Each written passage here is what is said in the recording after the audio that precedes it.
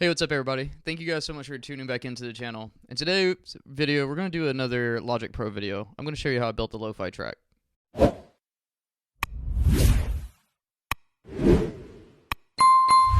Hey guys, before we get into today's video, just some housekeeping things. One, I wanted to say thank you guys for everybody who jumped over to Patreon after the last video, because I think right now, man, I think we grew up to like 20 members, which is just insane.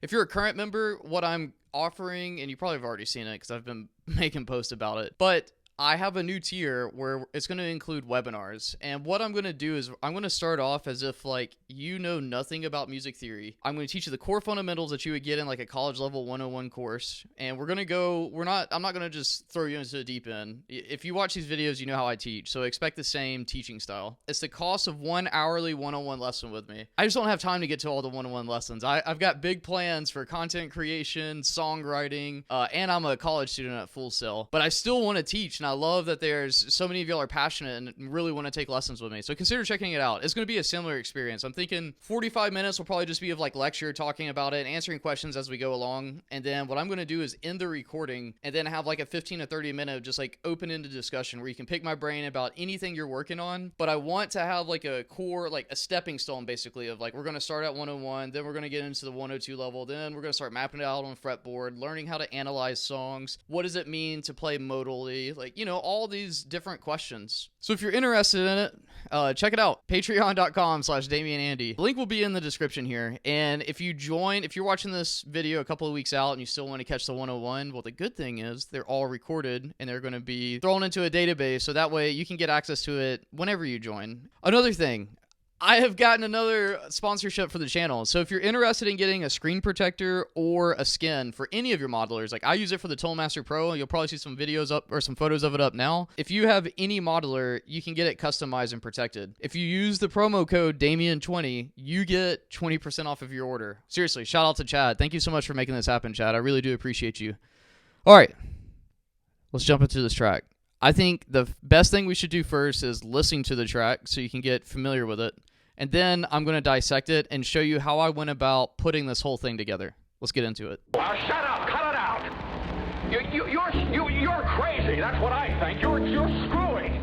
You're driving me crazy too. I'm seeing things here. I'm going home and see my wife and family. You understand that? And I'm going home alone.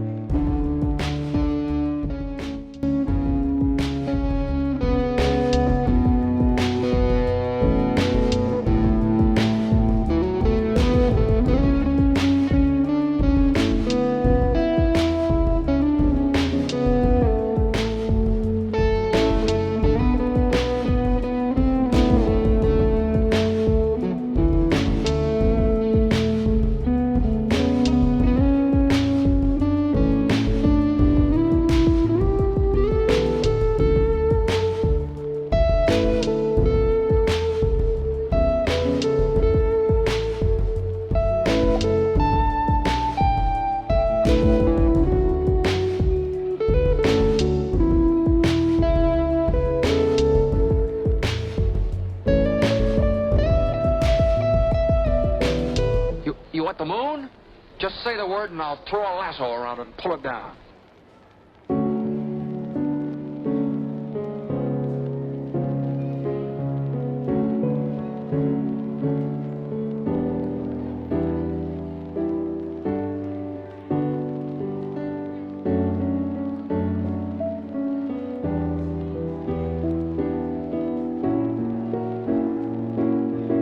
It's a good face. I like it. I like George Bailey.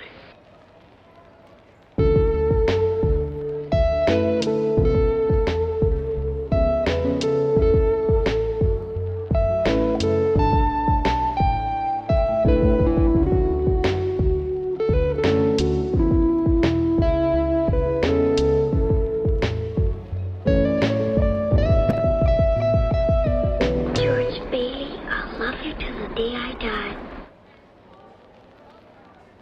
All right, so that's the track, right? So let's break it down. First of all, I had this chord progression prepared before I sat down for this session. I have been studying a lot of Neo Soul lately, and I wanted to incorporate some of these really cool chords. What you're going to see is some of my favorite VSTs, which stands for Virtual Studio Technology, aka plugins. The second best VST I bought this year is Easy Keys 2. First is Easy Drummer. Easy Drummer, if you don't have it, get it. It's worth the money. So here's how I started out. I had the chord progression on guitar.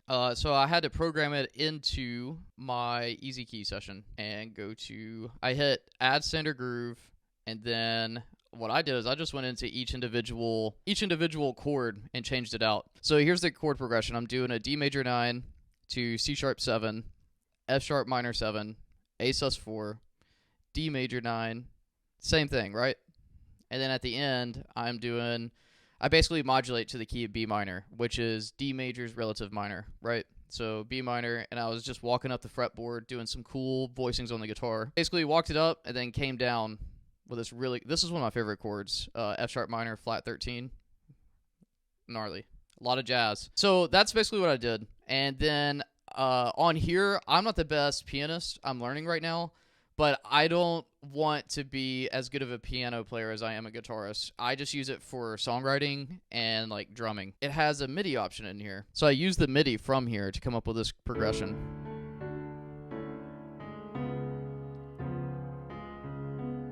And all of this is included in Easy Keys. So for a songwriter like me or a producer, it saves a lot of time. Otherwise, I'd have to sit here and basically do this. Map it out like that, and that would just be a nightmare. Ain't nobody got time for that. Basically, I wanted to create a lo-fi track. I love lo-fi chill beats. Like, it's one of my favorite things to like program to, or really to do any type of focus work. So I wanted to try to write something in that style, which is traditionally very jazzy, right? So once I got the piano track, or the chords from the piano, my thought process was that build out the entire track using my non-dominant instruments. So everything is done before I grabbed a guitar. And I just recently got this VST, which is really cool. This is Lo-Fi Panda. So I wanted to double track my pianos because I do the same thing on guitar. So my mindset from my piano, and I'll isolate so you'll hear it in a second. But on guitar, on any of my rhythm work, I record 2 tracks. I do one where it's the bridge pickup, and then the second, same exact chord progression or rhythm guitar work, I do the neck. Same amp. Sometimes I'll change up amps, but most of the time it's usually the same. The only thing that's different is the pickups. And then I'll pan about 30 degrees to the left and to the right. And what that turns into is like a very thick, full-sounding rhythm guitar tone. So I did the same thing here with keys. I went through all these different presets and finally got something that I really like. You're just going to hear out the right side because it's panned right now, but check it out. Notice it has like this clicking sound in there. I kept that in there to add a little bit of texture for everything else. And here's the other piano. Notice the left side is very full and like traditional sounding. It's a jazz piano preset.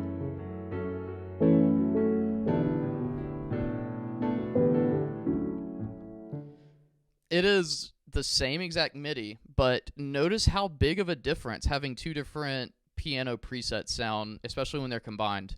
So that's a little trick just to make your track sound thicker than what it really is. Next thing I did was did the bass. The bass is the Lo-Fi Panda as well. Really cool. I just used one of their upright bass. The biggest thing you gotta worry about when you're trying to make MIDI sound realistic is velocity. So I spent some time with the velocities, really pulling them back more than anything, because whenever it comes to velocity, if you're unfamiliar with what this is, in Logic Pro, they color code it so you can kind of get an idea, like I know this velocity is pretty high. Velocity is equivalent to how hard you're picking a note or plucking a note. In MIDI, a lot of the times, if you're getting into MIDI for the first time, if your MIDI sounds fake, like a child's toy is like the best way to describe bad MIDI programming, most of the time it's not just the preset, it's also the way that you programmed it. I mean, dude, I had so many exams on just velocity programming, and there's much more than just velocity. That's just one that I'm pointing out because that's probably the easiest way to get quick results is velocity. But yeah, all of my bass is velocity. Most of the time I'll play bass in the room, but I decided not to, just to try to push myself and seeing how many realistic sounds I could get out of a VST before I grabbed a real instrument. The last thing I did is I actually did my own drums here first, and then I added Easy Drummer. So the reason why I did this is because I'm taking piano lessons through this application called Simply Piano. My piano chops are pretty good because I mean, it's like guitar. It's just different fingerings, but the dexterity is there, right? So I did all this with my right hand on my my synthesizer.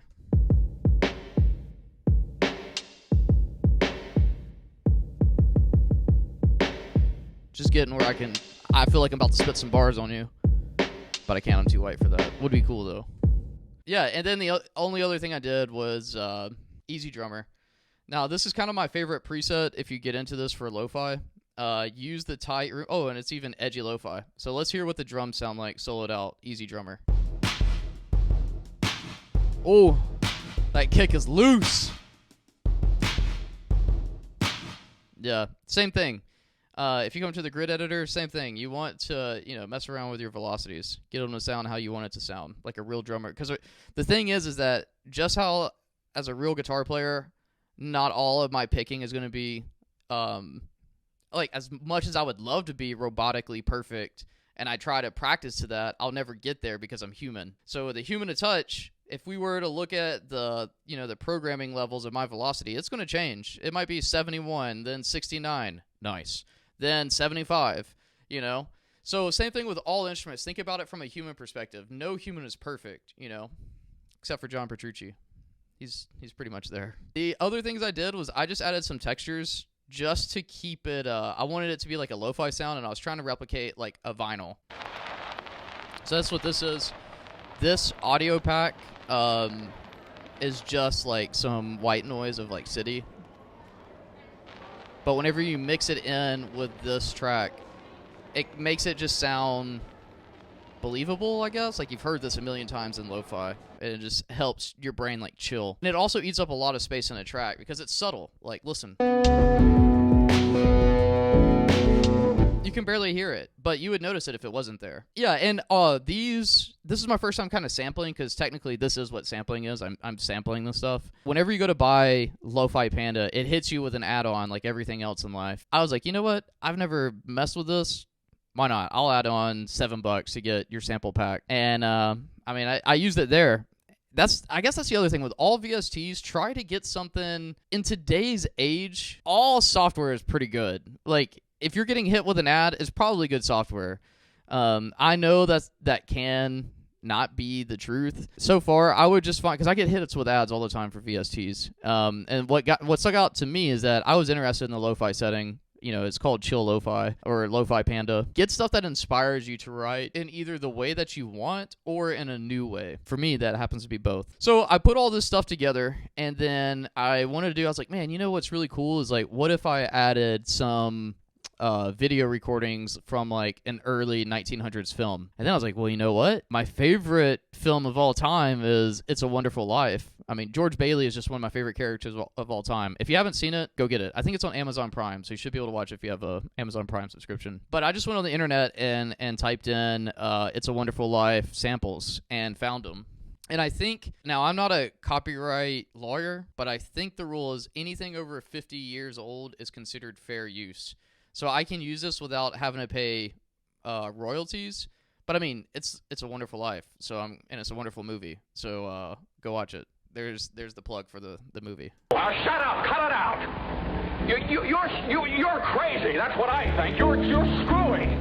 You're driving me crazy too. I'm seeing things here. I'm going home and see my wife and family. You understand that? And I'm going home alone. God, I love that movie. All right, so let's talk about a little bit about mixing and mastering. So let's see. I'll pull up the signal chain on everything, and we'll just kind of talk about it. First thing, just about everything is going to get EQ. I'm surprised I have 2 tracks that don't have... Oh, that's because the EQ is handled inside the VST. That's right. So for me drumming and Easy Drummer, I handle the EQ inside the respective VSTs.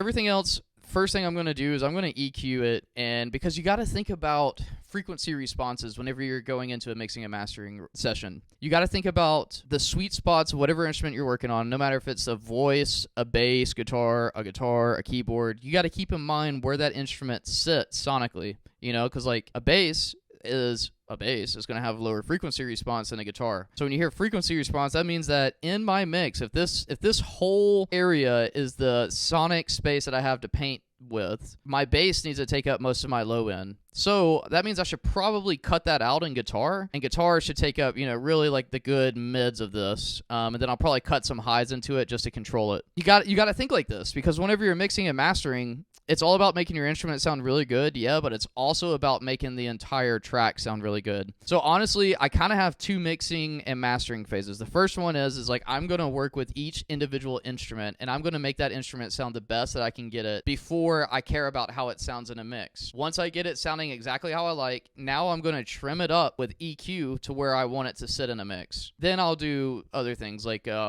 let's see, that's my channel EQ on this. Let's look at guitar. Everybody's probably more interested in guitar. The tone for this is the Neo Soul preset, which you can find on the Fender Cloud by just typing in Damien Andy, and you can download the exact preset I used on this. The only thing I did was I did some EQing, and then I ran a compressor. And I'm using an effect compressor here. We'll see how much I'm actually compressing. Yeah, most of the time, the range that I try to get to is about -5 dB. Yeah, and here are my settings. Nothing too crazy. And that's it. Oh, the other thing I did was reverb. One of the best reverbs I've used, and the reason why I haven't spent any money on other plugins, is because, like, really, the mixing and mastering stuff in Logic is really good. If you don't think so, then that means you're not well trained on it. Because if you get well trained on this stuff and really understand it, Logic really gives you a lot. Like, there's a lot of value in the price of Logic. But I use this Chroma reverb, and I was messing around with different reverbs. You can see I'm using Smooth Space, but these are all the different presets that you have where you can come in and really EQ it to your heart's content, or you can use presets, whatever you want to do. Yeah, so I got it set up how I liked it, and then I set it up as a bus. So all of my tracks, you'll see bus 1. I like to bus them all to the same reverb. Technically, you could change this up, but the genre of neo soul and lo-fi is very drippy or wet. So I designed a reverb that did that, and then I just controlled how much each track got it. So that's what you see with this little green bar. The more green you see, the more reverb it's getting. The other thing that I did on my drums is that managing drum volume in a track can be a challenge, because drums are so dynamic, and like to get them to sound really good, typically like you just got to have the gain up. However, whenever you turn up the gain, now they're eating up way too much space in the stack. So what I did is I just bust them out as an output straight into this drum compressor, and I just compressed my drums. This was the only way I was really able to manage how loud they were getting in my track. And then the last thing, I don't really care for this Apple mastering thing. I don't think it did that much for me last time. I mean, I'm in school for this stuff, so I would hope that I would be better than it. But I did use a limiter. A limiter is basically like, I learned this trick from Phil, who is an engineer at the Jam Room here in Columbia, but he busts everything out to a final compressor. This is very similar. A limiter is basically a compressor. So what I said is now different mix engineers, like different professors, have had very different strong opinions about this. But I wanted my track to be really full, and I wanted to come out with only having about 1.2 dBs of headroom. So that's what this is right here. My out ceiling, that's all that it's controlling is now this is how the maximum loudness that the track will get up to. And it does a compression. So I pretty much will stay in that 1.2. Like, let's see. Yeah, you can see it right here. 1.2 is the max. And you can see it's kind of averaging right there. Yeah, so, but the limiter, what you got to remember, there's two parts of this. I'll say this and I'll probably cut this video short. There's really three processes that happen. First things first is I just got to write and record the ideas. I got to get the ideas that I'm hearing in my head onto this paper this canvas, right? Once I have that written, then the second thing I got to do is I got to go in and do some arrangement, because I don't always write things as A, B, C. Sometimes I'll write B, which leads to me writing C, which will then show me A. Creativity is just such a weird thing, but that's generally how it works. Once I have the arrangement down and I have all the parts recorded and written, now we go into the mixing and the mastering phase. So think of that high order. But a lot of this stuff, like, do not start touching EQ and compression and all that until you've written your track, because there's two reasons. One, it's a black hole. And the thing is like creativity is like a string that tickles your forehead. You can grab it and hopefully you can hold on to it, and you keep pulling and keep pulling and keep pulling until you get a song. The other thing that happens is sometimes it'll hit you on the forehead. You're like, oh, that tickled. And you get excited, and then you lose it.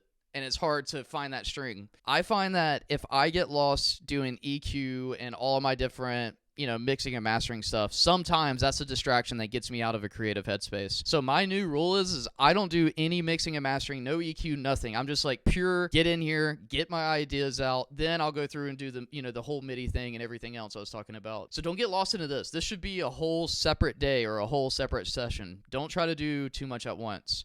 I need that tattooed on my forehead, please. Yeah, and then the second part, that's really the main reason. The second part too is that something like the ad limiter, it adds a lot of latency to your track. So it's not good for while you're recording, because when you're recording, you need the least amount of latency. Like really anything below 5.3 milliseconds, you're really not going to feel the latency. But if you start adding on stuff like this, you're going to feel latency, which means that you're going to be like, man, what the hell? I'm playing in time. I know how to play to a metronome. Why is it out of time in the DAW? Sometimes it is you, bro, but most of the time, latency will really mess you up too. All right, well, that's going to conclude today's video. If you watched this far, thank you so much for hanging out with me. I know these videos don't do as well as my Toolmaster Pro stuff, but I really enjoyed putting these videos together, and I hope you guys are taking some value from them. A couple of things. Don't forget about the Patreon. I'm not going to beat that dead horse anymore, but if you're interested, check it out. The link will be in the bio. Check out Brenson Guitars. Seriously, thank Chris and Steve. Thank you guys so much for all the support and all the love, and I'm really excited about working with you guys. Like, y'all literally make the best instruments I've ever played, and it is just such a tickle from my end to be working with you guys, so thank you. And with that, y'all, listen, attitude of gratitude, baby. I'm just so grateful you're here. I'm grateful for this channel growing, and I'm just so grateful that 2024 is looking like it's going to be my year in music, and I'm finally getting my break. So thank you guys for making this possible, and I love y'all. Thank y'all so much. All right.